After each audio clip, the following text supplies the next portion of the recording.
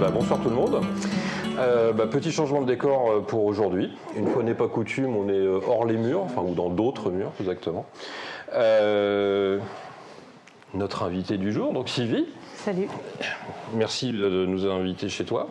Parce qu'en plus, c'est un très chouette lieu. Donc on va pouvoir voir un petit peu l'ensemble de ton travail qui est très axé sur on va dire la culture urbaine au sens très large du terme. Et puis on va rentrer en détail là-dessus. Daniel, tu nous présentes quoi aujourd'hui encore? Des conneries d'IA comme d'habitude? Des conneries d'IA sur Photoshop Beta. Ouais. Bravo, je te félicite. Deux en plus. Deux.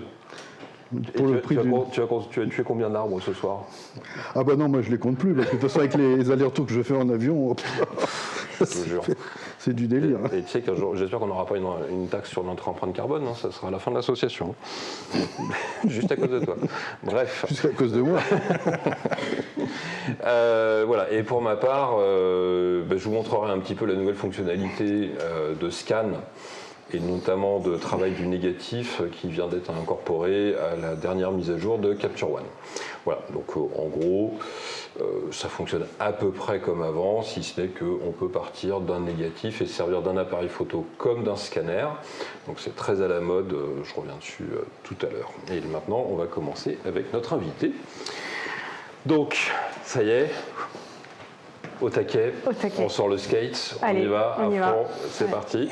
On va commencer par te présenter. Donc, tu as commencé il y a déjà un petit moment, parce que tu as fait une école photo il y a combien de temps? Exactement, j'ai fait Icar Photo, je suis sortie en 96 et je me suis installée à mon compte. J'ai fait du packshot pendant quelques années, ici même d'ailleurs. Okay. Et puis j'ai vite basculé dans la photo d'auteur, peut-être 7 ou 8 ans après, pour vraiment me consacrer entièrement à ce que tu avais envie. À ma démarche. On peut dire que je vivais pas mal de la photo et après j'ai plus survécu de comme de beaucoup d'auteurs au début. Voilà. Ça. Mais bon, finalement, tu as réussi à faire ton bonhomme de chemin et une vingtaine d'années plus tard, tu es toujours là. Exactement. Et c'est un beau parcours pour le coup. Alors bon, je ne sais pas, en tout cas, non sans mal. Comme beaucoup. Et, mais oui, je suis fière d'être encore dans le game. C'est ça.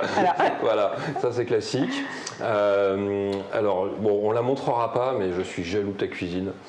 Elle a une cuisine avec des planches de skate incroyables. Mais voilà, ça c'était pour la petite anecdote. Et donc on va commencer à faire un peu connaissance avec ton travail du coup, qui a commencé assez tôt. On peut dire que... Tu es tombé dedans un peu jeune quand même. Il faut savoir que je suis obsédée par le mur et j'ai quand même retrouvé donc, des vieux Polaroids que j'avais réalisés quand j'avais 8 ans dans ma chambre, d'où la belle tapisserie psychédélique. Des années pratiquement 70. Voilà, on va dire ça. Et avec mes peluches que je fais défiler, que j'ai toujours, qui sont ici même d'ailleurs.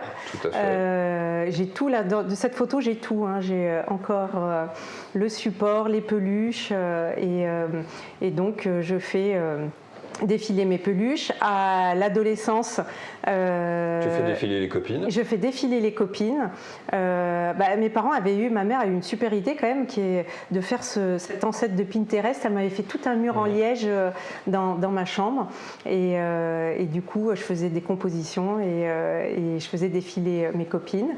Et puis après le bac, j'intègre effectivement Icar Photo à Levallois et donc je suis formée pendant quasi 3 années. C'était quoi? C'était un bac pro à l'époque? Non, il fallait le bac. Il fallait le bac. Tu avais un concours d'entrée et après tu étais formé au studio, au reportage, toutes les techniques, au développement, au tirage, tout, à la publicité. C'était franchement une bonne formation assez complète.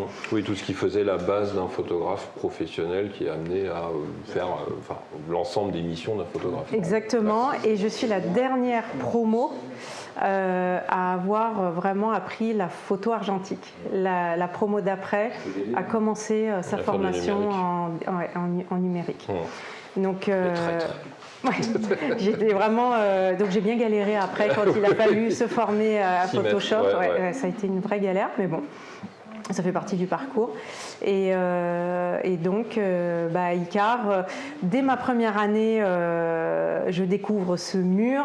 Je vais beaucoup, uniquement pour des raisons purement pratiques, dans le nord de la France, parce que je peux prendre ma voiture et en moins de 2 heures, je suis dans des paysages que je trouve à la fois assez poétiques et assez originaux. Et je vais beaucoup dans...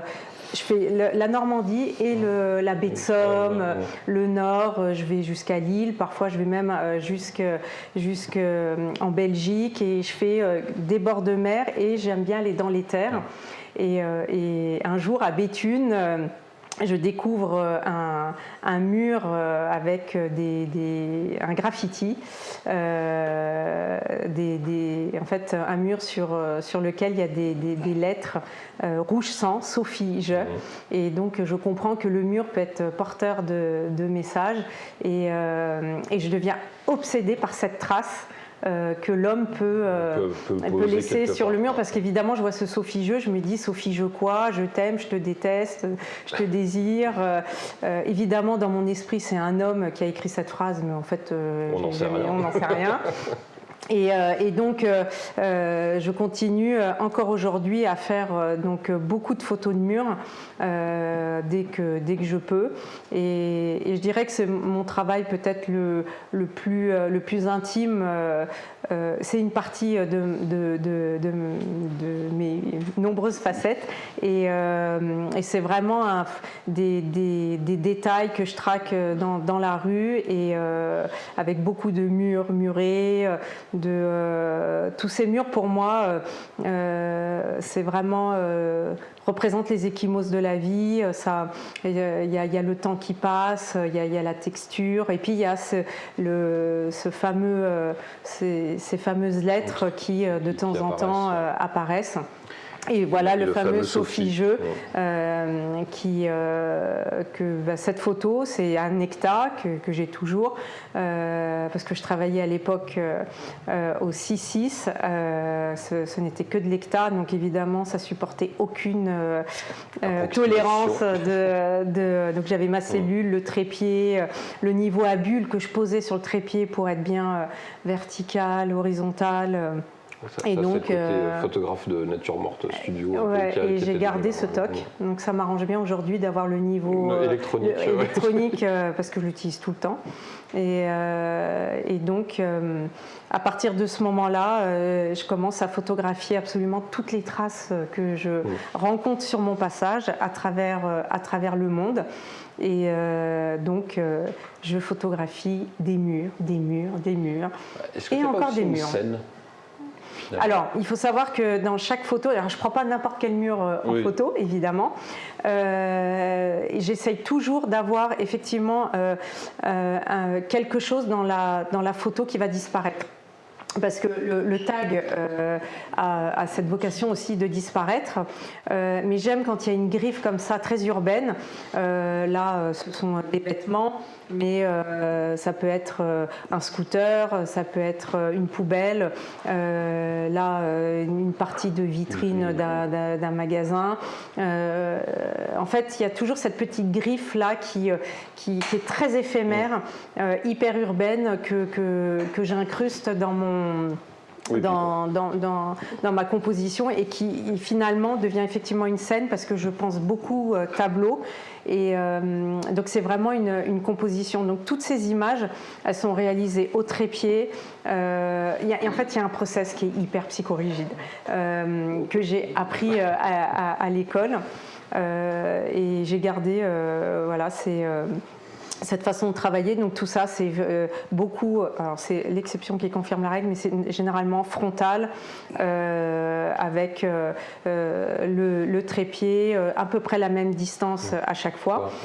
Et donc pendant 10 ans, je photographie tous ces murs et au moment de l'editing, quand je me retrouve avec ces centaines, voire milliers d'images, cette avalanche de murs, je m'aperçois que, par exemple, quand je prends cette photo qui a été prise en 2007 à Tokyo et la photo qui suit, qui est une photo prise à la piscine Molitor en 2010, je m'aperçois que quand je les mets côte à côte, j'ai un seul et unique mur et ce mur qui, dans mon esprit, est là pour nous enfermer, est là pour nous protéger. Par cette association d'images, je les associe pourquoi ? Parce que il y a des formes et des couleurs qui correspondent et qui se parlent. Et je m'aperçois que la frontière tombe. Elles sont uniquement vraiment associées en diptyque au centre. Il n'y a pas de... ça, c'est un mur de Tel Aviv avec un mur de Tokyo. Et donc, je m'aperçois qu'en associant ces deux images, il y a un troisième mur qui se révèle et qui m'embarque et qui m'embarque totalement. J'aime en plus, chaque mur est photographié en 16/9 et donc là, cette bande, elle me plaît d'autant plus parce qu'elle fait aussi écho aux premiers trains qui ont été photographiés alors par deux photographes que j'affectionne particulièrement. La première, c'est Martha Cooper, qui est la plus grande photographe du graffiti, qui est américaine, qui a aujourd'hui 80 et quelques années avec une énergie débordante, qui passe son temps à chasser les Pokémon dans la rue encore aujourd'hui et qui a eu ce talent d'être là quand le mouvement est né. Et donc elle a archivé et c'est une très très grande photographe. Et elle est la mémoire. Elle est la mémoire et la caution parce qu'elle a des murales, elle a des graffitis à son effigie partout. Tous les graffeurs la connaissent et l'embarquent. Elle fait encore des métros au jour d'aujourd'hui, elle les suit dans les métros, elle est incroyable. Et il y a Chaflan, ils ont fait un travail tous les deux qui a photographié les trains aussi. Et quand il expose ses photos, c'est une multitude juste de trains, donc avec des graphes dessus, des graphes. Et donc là, voilà, un mur de Lisbonne avec un mur de Saint-Domingue. Et par exemple... Si on s'arrête sur cette image, pour moi, alors, il faut savoir qu'il n'y a pas l'homme qui est présent dans mon travail, mais il est finalement ultra présent parce que pour moi, le tag, le graphe, ça ne parle que de l'homme. Oui, il est en fait, déjà, c'est sa trace à lui, donc il est passé par là. Ce qui me plaît, c'est que ça parle autant de beauté, de mocheté, de vandale, d'esthétisme à travers justement les murales. Là, typiquement, ça parle de célébrité parce que Kopp, c'est un graffeur qui est ultra connu, qui est américain, et il a laissé ce tag dans une rue paumée de Saint-Domingue. Je tombe complètement par hasard parce que alors moi je ne chasse jamais parce que j'ai trop peur d'être polluée.